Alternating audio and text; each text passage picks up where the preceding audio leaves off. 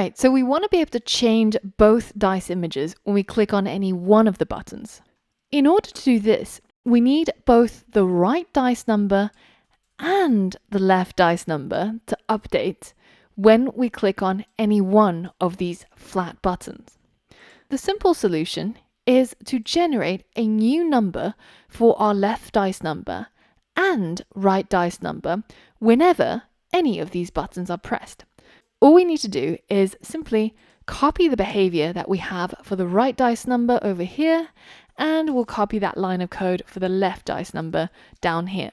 So now, whenever either of the buttons are pressed, we update the left dice number to a new random number, we update the right dice number into a new random number, and we call setState on that to update the image on both of these places. Now, when setState gets called, it sees that left dice number is used here and right dice number is used here, and it will redraw both of these images. So let's give that a go. Let's hit save. And now when I click on the left side, the right side also changes. When I click on the right side, the left side also changes.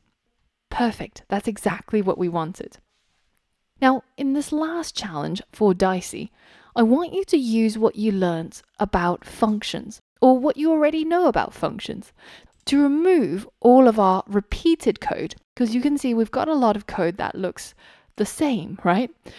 How can you remove that and put it into a function so that you call the function instead when the buttons get pressed, so we don't have all of this code that looks identical to each other? Pause the video and I'll share the solution with you in the next lesson.